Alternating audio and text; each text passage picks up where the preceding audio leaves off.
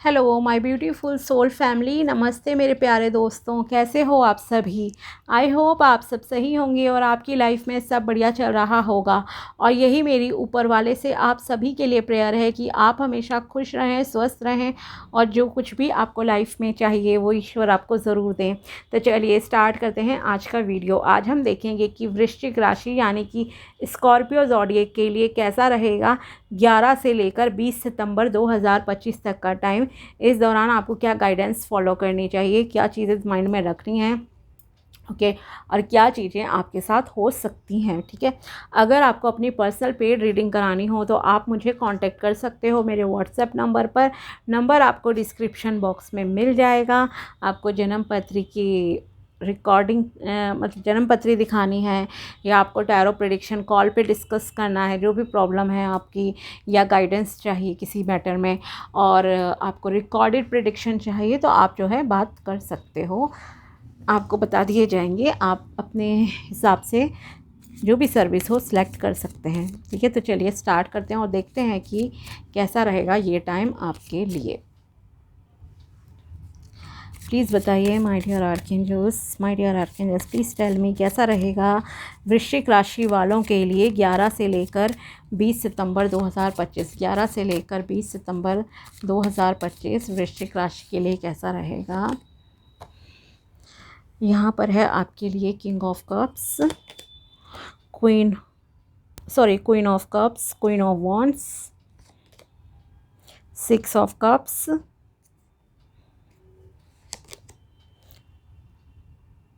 5 of cups and 10 of wands.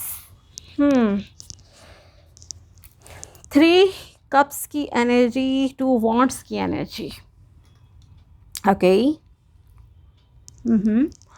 देखो personal level पे तो आपका टाइम अच्छा कहूँगी कि रहेगा, मतलब रिलेशनशिप के रिगार्डिंग अच्छा रहेगा चीज़ें। ओके, लाइक 70-30 जैसी कुछ सिचुएशन है। 70% लोगों के लिए काफ़ी पॉजिटिव है, 30% के लिए थोड़ा सा स्ट्रेस वाला है। एंड स्ट्रेस वाला भी क्यों है ये भी मैं क्लियर कर दूंगी, तो आप उस चीज़ को देखो अवॉइड भी कर सकते हो। हालांकि इमोशंस पर अपना कंट्रोल नहीं होता कई बार, और वही चीज़ यहाँ आपके साथ दिख रही है कि इमोशंस आपके बहुत ज़्यादा जैसे हाई रहेंगे।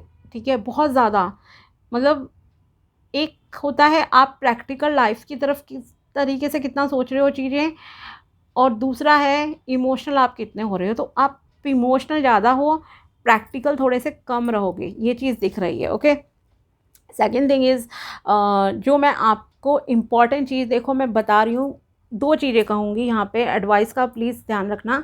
पहली चीज़ ये कि आपको ग्रैटिट्यूड एक्सप्रेस करना चाहिए। ओके, थैंकफुल रहना चाहिए भगवान के प्रति, जो चीज़ें अभी आपकी लाइफ में हैं, जो चीज़ें भगवान ने आपको दी हैं। ओके, ऐसा नहीं होना चाहिए कि जो चीज़ें आपकी लाइफ में नहीं है, जो आपको नहीं मिला, आपको उस चीज़ का स्ट्रेस मतलब कि आप ले रहे हो, या जो चीज़ें आपसे छिन गई। फॉर एग्ज़ाम्पल, आप पहले कहीं जॉब करते थे, अभी वो जॉब आपकी किसी भी रीज़न से नहीं है, अभी आप जॉबलेस हो, तो आपको उस चीज़ का दुख नहीं मनाना है। आपको जो करंट अपॉर्चुनिटीज़ अगर यूनिवर्स दे रहे हैं, कहीं अप्लाई करो तो आप वहाँ पर जाओ, इंटरव्यू दो and get a new job. Okay, तो वो आप को रहना चाहिए। सेम विद रिलेशनशिप ऑल्सो, कि आप किसी को मान लीजिए पसंद करते थे या आपका रिलेशन था, रिलेशन आपका टूट गया, शादी टूट गई, कुछ भी चीज़ें हुई, या आपका पार्टनर किसी और मतलब कि हादसे की वजह से आपसे दूर हो गया। ठीक है, गुड मेमोरीज, देखो मतलब दिल टूटता है, आई कैन अंडरस्टैंड, बट आपको फिर भी जो अभी चीज़ें हैं ना आपके पास, रिलेशन है, उनके प्रति थोड़ा सा तो मतलब आप थैंकफुल रहो, चाहे आपके दोस्त हैं, परिवार हैं, भाई बहन हैं। ओके, ये चीज़ सबसे इम्पॉर्टेंट है। सेकेंड थिंग जो आपको गाइडेंस का ध्यान रखना है, तो पहली तो हो गई कि आपको जो भी अच्छी चीज़ें हैं आपकी लाइफ में, चाहे पैसा है, आपकी गुड हेल्थ है, वेल्थ है, ग्रैटिट्यूड एक्सप्रेस करो, डेली करो, हर एक बारीकी से चीज़ों के लिए करो, लिख कर करो, बहुत अच्छा रहेगा, क्योंकि आपकी एनर्जी डिफरेंट वे में काम करती है। एटलीस्ट 5 चीज़ें तो रोज़ लिखो जिनके प्रति आप थैंकफुल हो, ओके। और वो 5 चीज़ें डेली नहीं होनी चाहिए। फॉर एग्जांपल आज आप अपने हाथों के लिए हो गए ग्रेटफुल, अपने मोबाइल के लिए हो गए, कंप्यूटर के लिए हो गए, अपनी आँखों के लिए हो गए कि आप देख पाते हो, पैरों के लिए हो गए, आप चल पा रहे हो। नेक्स्ट डे आपने फिर करा, ओके आपकी स्किन बहुत अच्छी है, आपके बाल बहुत अच्छे हैं, आप बोल पाते हो, कम्युनिकेशन स्किल्स हैं भगवान ने आपको दी हैं, ब्रेन आपका अच्छे से काम करता है, ओके। तो मतलब बहुत सारी अनगिनत चीज़ें हैं जिसके प्रति आप थैंकफुल हो सकते हो। कपड़ों के लिए हो जाओ, खाने के लिए हो जाओ, पानी के लिए हो जाओ, तो आपको थैंकफुल होना पड़ेगा। ये मैं आपसे कहना चाहती हूँ। सेकंड चीज़ है, ओवर बर्डन आपको नहीं लेना है, ओवर थिंकिंग को अवॉइड करना है। ओवर थिंकिंग ऑफ कोर्स बहुत चलता है कई बार दिमाग, ठीक है, हो जाता है स्ट्रेस, वो भी मैं समझती हूँ। तो फिर भी उसे अवॉइड करो, ज़्यादा नहीं सोचना है। मेहनत इतनी करो दिन में कि आप रात को ना बिस्तर पे जाओ और बस नींद आ जाए आपको 10 से 15 मिनट में, ठीक है। ये मैं आपसे कहूँगी, स्लीपिंग शेड्यूल अपना थोड़ा सा ठीक कीजिए। एंड सेकंड थिंग इज़ जो है कि इसी में कि ओवर थिंकिंग तो है ही, आपको बहुत ज़्यादा ओवर बर्डन भी नहीं लेना है काम का। मतलब एक होता है ना इंसान कई बार कि अच्छा प्रोफेशनल काम भी मैं सेट अपने कर लूँगा और पर्सनल लाइफ में भी मैं ये सब चीज़ें मैनेज कर लूँगा, मतलब दूसरों को ना ज़िम्मेदारी नहीं देनी है, ठीक है। एक हर इंसान की एक कैपेसिटी होती है, आपकी अपनी एनर्जीज़ हैं, बहुत सारी चीज़ें आपकी लाइफ में मैटर करती हैं, ओके।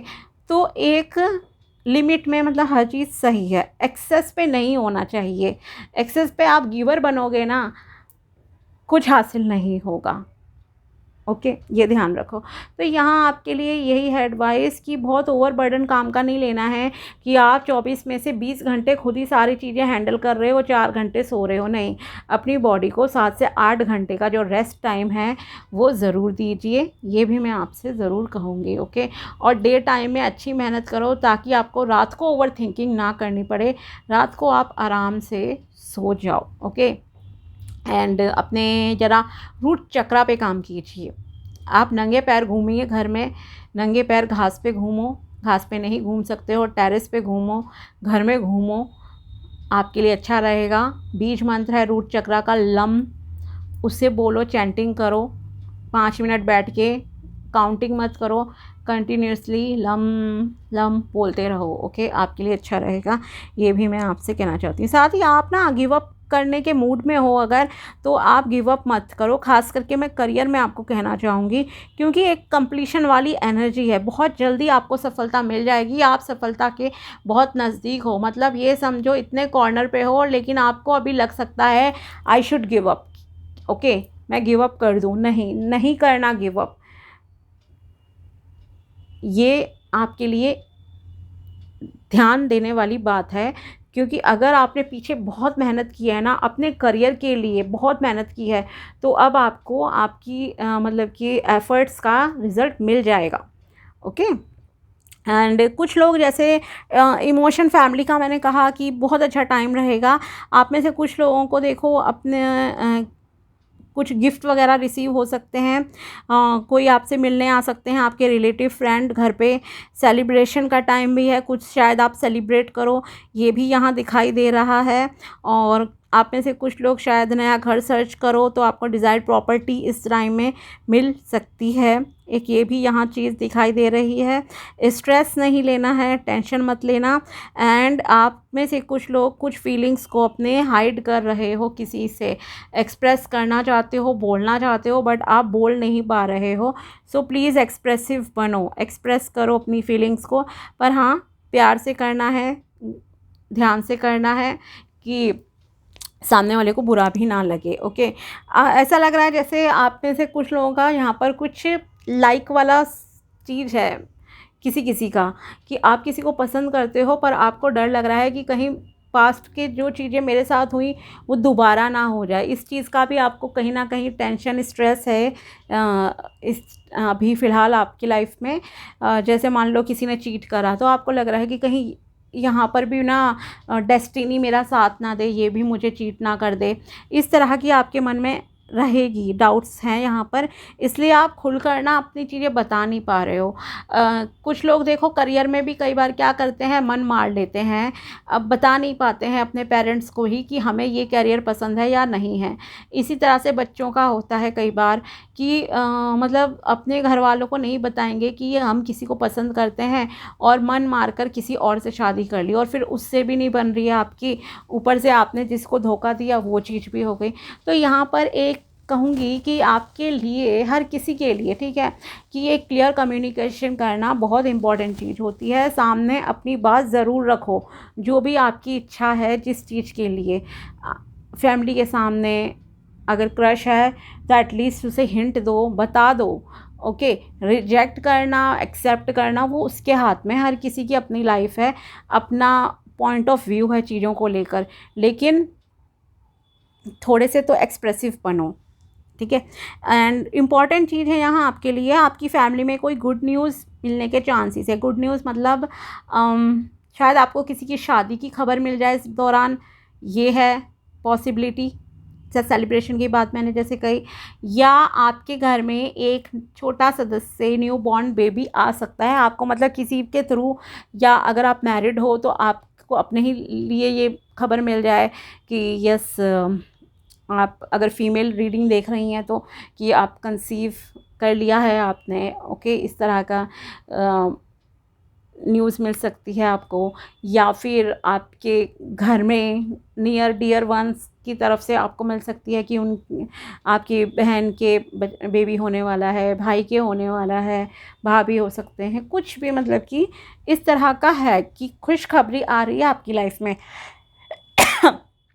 करियर में कुछ न्यू स्टार्ट भी यहाँ पर है, आप में से कुछ लोगों के लिए है, बहुत लोगों के लिए नहीं है, क्योंकि मैक्सिमम का ध्यान ना यहाँ रिलेशनशिप पे ज़्यादा है, अभी इमोशंस पे ज़्यादा है, फैमिली पे ज़्यादा है कुछ आपका ध्यान, मैक्सिमम लोगों का। एंड कुछ का करियर पर है यहाँ। तो करियर की अगर आप बहुत चिंता कर रहे हो तो गिव अप नहीं करना है, मैं दोबारा बता रही हूँ आपको। सेकंड थिंग इज़ कि आपको सक्सेस भी मिलेगी, न्यू बिगिनिंग भी आपके करियर की हो सकती है, तो इंटरव्यू वगैरह दीजिए। और हो सकता है आपको इसीलिए आपके दोस्त, रिश्तेदार, घर के लोग कॉन्ग्रेचुलेट भी करें कि यस, आपने ये जॉब जो है प्राप्त कर ली है, अचीव कर ली है। तो यस, ग्रोथ है, अबंडेंस है, प्रॉस्पेरिटी है आपके लिए। अपनी मेंटल हेल्थ का ज़रा ज़्यादा ध्यान रखना आप लोग। पानी ठीक से पियो, ओके, पानी ठीक क्वांटिटी में पीना। खाने पीने का मतलब ध्यान रखो, स्पेशली पानी, लिक्विड डाइट वगैरह थोड़ी सी ज़्यादा लीजिए, और ओवर बर्डन नहीं लेना है। कुछ चीज़ें कर्म करो, भगवान के हाथ में छोड़ दो, ठीक है। स्ट्रेस लेने से चीज़ें बदलेंगी नहीं। आपको क्या चाहिए, आपको क्लैरिटी होनी चाहिए अपने लाइफ के लिए, अपने ड्रीम्स के लिए, कि आप चाहते क्या हो। और देखते हैं यहाँ आपके लिए क्या गाइडेंस निकल कर आती है वृश्चिक राशि वालों के लिए। न्यू बॉर्न बेबी का बहुत स्ट्रॉन्ग यहाँ पे लग रहा है, और साथ ही कोई फीमेल आपके लिए बहुत सपोर्टिव रहेंगी इस टाइम में। मतलब बाकी लोग तो चलो सपोर्ट करते ही हैं, ठीक है, ऐसा कुछ नहीं है, पर यहाँ कोई फीमेल आपको बहुत ज़्यादा साथ दे रही हैं, सपोर्ट कर रही हैं। Higher vibration, go outside and spend some time in nature to raise your higher vibrations and feel the infinite abundance of God. यहाँ आपसे कहा जा रहा है कि आपको अपनी वाइब्रेशंस को हाई रखना है। इसके लिए आपको क्या करना है, बाहर निकलिए, थोड़ा समय नेचर में स्पेंड कीजिए ताकि आपकी वाइब्रेशंस हाई हो। आपको नेचर को फील करना है, प्रकृति को महसूस कीजिए। पेड़ पौधों को देख रहे हैं, उसकी हरियाली को, उसकी खुशबू को फील करिए। पार्क गार्डन में जा रहे हो, फ्लावर्स देख रहे हो, आसमान की तरफ देखो, उसकी खूबसूरती को निहारो, उसके कलर को मतलब कि अप्रिशिएट भी करो, भगवान जी को अप्रिशिएट करो, थैंक्स करो कि आपने इतनी खूबसूरत प्रकृति बनाई है। हर चीज़ में आपको मतलब कि गॉड को इमेजिन करना चाहिए। पहले तो ये भी कहूँगी मैं आपसे, अपने आप ना आपकी वाइब्रेशंस हाई होती हैं, एंड साथ ही थैंकफुल रहना है। ग्रैटिट्यूड की तो आप प्रैक्टिस करना स्टार्ट कर ही दीजिए। जो भी चीज़ें हैं, जो पैसा है आपकी लाइफ में, या बचपन से लेकर या पैदा भी नहीं हुए थे तब से जो आप के ऊपर पैसा खर्च होना स्टार्ट हो गया, उसके लिए भी थैंकफुल रहो। पास्ट में जो चीज़ें आपको भगवान ने दी, हर चीज़ के लिए रहो थैंकफुल। और फिर देखो उतना आपकी लाइफ में मतलब कि ब्लेसिंग्स अट्रैक्ट होने लग जाएंगी, अच्छी चीज़ें आपकी लाइफ में आएंगी। ठीक है, क्योंकि अबंडेंस बहुत है भगवान जी के पास। लीजिए जो मैंने कहा वही कार्ड हाथ में था मेरे, ample of abundance. Whatever you want can be sourced from God, he has plenty of prosperity, abundance and luck for all to share. तो आपको ये नहीं सोचना चाहिए क्या कैसे होगा, बस अपनी एनर्जीज़ को हाई रखो, वाइब्रेशंस को हाई रखो, पॉजिटिव रहो, थैंकफुल रहो भगवान के प्रति। जब आप किसी के प्रति देखो, अगर आपका कोई दोस्त भी होता है ना, उसने आपके लिए कुछ करा है, तो वो भी ये चाहता है कि आप एटलीस्ट उसके लिए थैंकफुल रहो, उसे थैंक यू कहो, उसे रिस्पेक्ट करो। ओके, कुछ लोग होते हैं जो उससे ज़्यादा कुछ नहीं चाहते हैं। सेम चीज़ यहाँ पर भगवान जी के लिए है कि अगर भगवान ने आपको ऑलरेडी इतनी सारी अनगिनत चीज़ें ब्लेसिंग्स दी हैं, तो आपको उनके प्रति भी थैंकफुल तो होना चाहिए ना, तभी तो उन्हें अच्छा लगेगा, उन्हें भी अच्छा फील होगा। एंड फिर आपकी लाइफ में और ज़्यादा abundance, prosperity and good luck आएगा। और ये मत सोचो कि अरे ऐसा नहीं है, वैसा नहीं है, कैसे होगा, कमी है, कि भगवान के पास किसी चीज़ के लिए कोई कमी नहीं है। बस आपको अपने रास्ते खुद ओपन करने हैं। ओके, ये आपके लिए कहा जा रहा है। नेक्स्ट कार्ड देखते हैं आपके लिए और क्या मैसेजेस हैं यहाँ से। प्लीज़ बताइए 11 से लेकर 20 सितंबर वृश्चिक राशि वालों के लिए क्या मैसेजेस हैं। Expect powerful change, yes powerful changes आपकी लाइफ में आएंगे।